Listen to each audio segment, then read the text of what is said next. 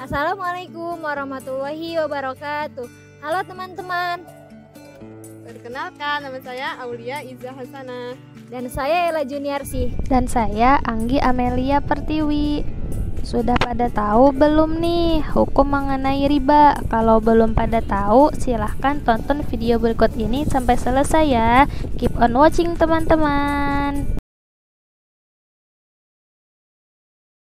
الذين يأكلون الربا لا يقومون إلا كما يقوم الذي يتخبطه الشيطان من المس ذلك بأنهم قالوا إنما البيع مثل الربا وأحل الله البيع وحرم الربا فمن جاءه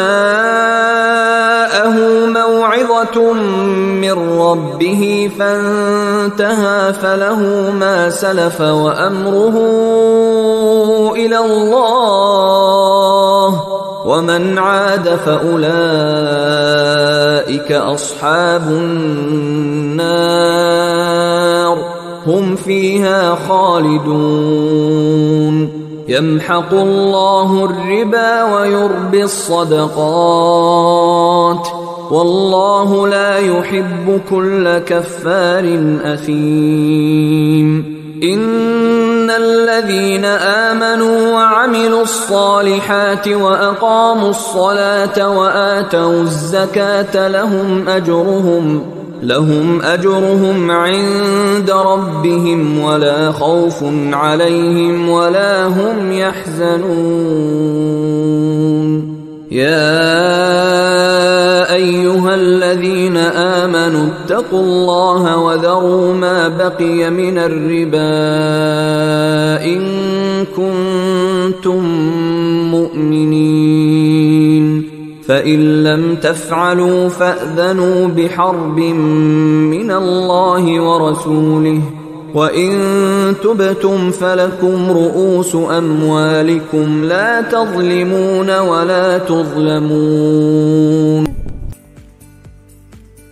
Assalamualaikum warahmatullahi wabarakatuh. Di sini kami akan menyampaikan tafsir surat Al-Baqarah ayat 275 sampai 280. Yang pertama, asbabun nuzul.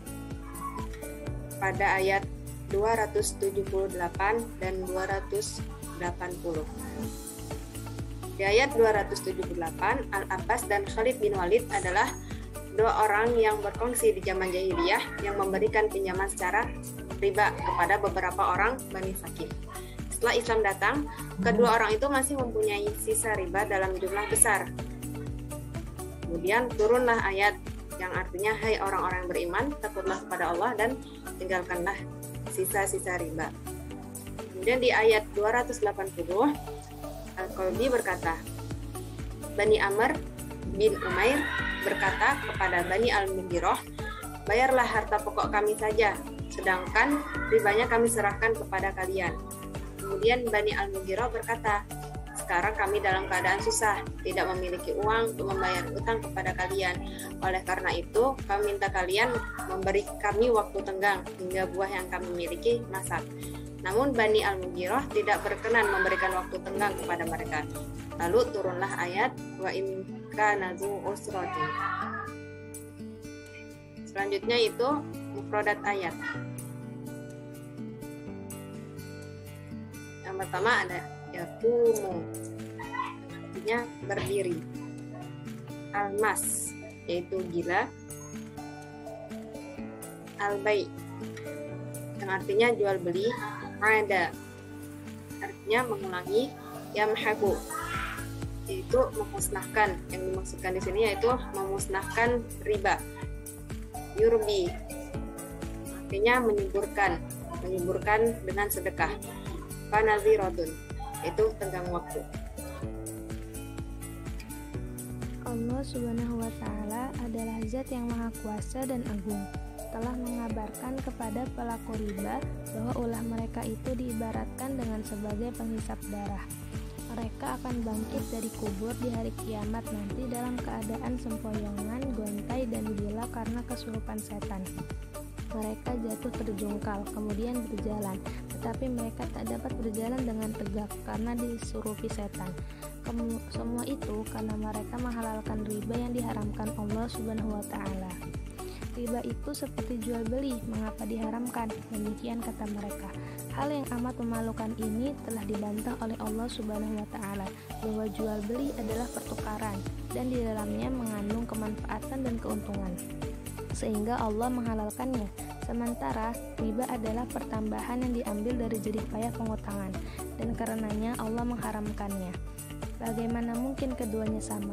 Kemudian Allah mengabarkan siapa saja yang telah datang kepadanya peringatan dan nasihat, kemudian ia menghentikan perbuatan ribanya yang telah ia lakukan sebelum turunnya pengharaman, maka Allah memaafkan dan mengampuninya.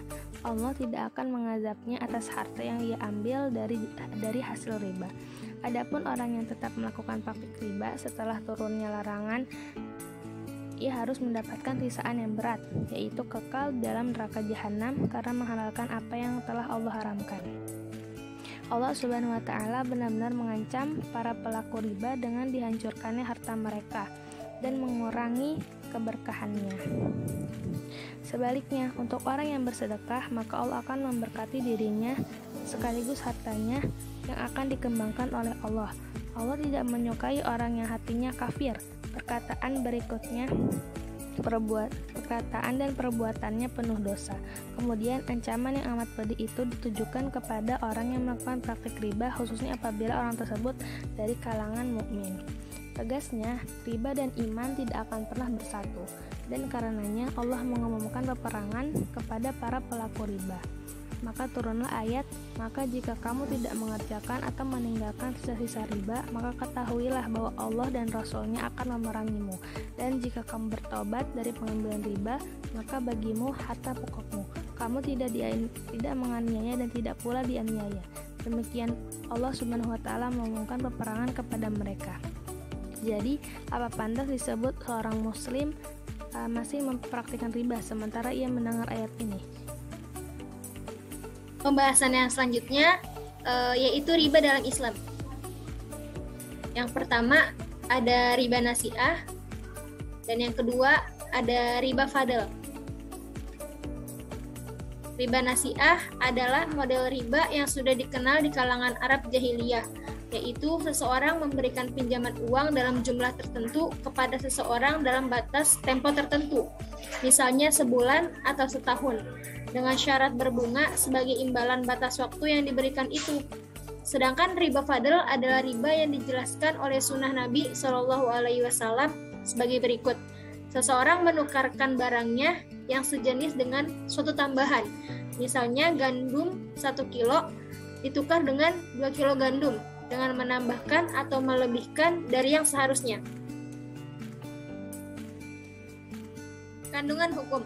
Yang pertama, diperbolehkannya bisnis dagang, dan yang kedua, memberi waktu tangguh. Yang pertama ini diperbolehkannya bisnis dagang. Segala bentuk perdagangan atau jual beli hukumnya mubah selama tidak mengandung unsur-unsur yang dilarang oleh agama. Jual beli atau dagang adalah kepemilikan suatu harta dengan imbalan harta disertai dengan adanya ijab qabul atau serah terima atas dasar saling ridho dari kedua belah pihak. Nah, yang kedua, memberi waktu tangguh. Di samping menjelaskan bahwa orang-orang yang bertobat dari mengambil riba, maka bagi mereka produk pokok harta yang mereka miliki yang ada dalam pihak yang berutang. Allah Subhanahu wa Ta'ala juga menjelaskan tentang anjuran untuk memberi tangguh kepada orang yang berutang yang baru dalam keadaan sempit selama ia berada dalam kondisi lapang. Selanjutnya itu hikmatut tasyri. Hikmah syariat Islam memandang riba sebagai salah satu dosa besar yang sangat berbahaya bagi masyarakat dan agama. Riba harus diberantas tanpa ampun. Semua orang yang terlibat dalam riba diancam oleh Allah dengan siksaan yang sangat pedih. Nah, pertama hikmah dari dilarangnya riba, yaitu bahaya bagi jiwa. Yang Yang kedua, bahaya bagi masyarakat. Nah, yang pertama ini, riba berbahaya bagi jiwa itu menumbuhkan perasaan egois sehingga tidak memperdulikan orang lain. Ia tidak mau memperhatikan kecuali dirinya sendiri. Oleh karena itu, riba dapat menghilangkan perasaan cinta kebaikan dan perasaan sosial. Hubungan persaudaraan menjadi hilang dan berganti dengan mementingkan urusan diri sendiri. Yang kedua, bahaya bagi masyarakat. Riba melahirkan permusuhan anggota masyarakat dan dapat memutuskan ikatan kemanusiaan dan nilai-nilai masyarakat yang berjalan. Yang ketiga, riba berbahaya bagi perekonomian. Dari sudut ekonomi, riba jelas-jelas membagi manusia menjadi dua tingkatan. Tingkatan yang pertama yaitu tingkatan orang yang bergelimang dalam kenikmatan dan kemewahan serta bersenang-senang dengan keringat orang lain. Dan tingkatan yang kedua yaitu rakyat yang miskin yang hidup dalam kesusahan dan serba kekurangan. Dari situlah kemudian terjadi pertentangan kelas. Sudah jelas sekali bahwa riba adalah mata pencaharian yang paling buruk karena kekayaan hanya akan bertumpuk di beberapa tangan orang tertentu saja, sementara yang lain hidup dalam tekanan orang yang memberikan hutang. Terima kasih sudah menonton video ini, semoga bermanfaat. Jangan lupa like, komen, dan subscribe.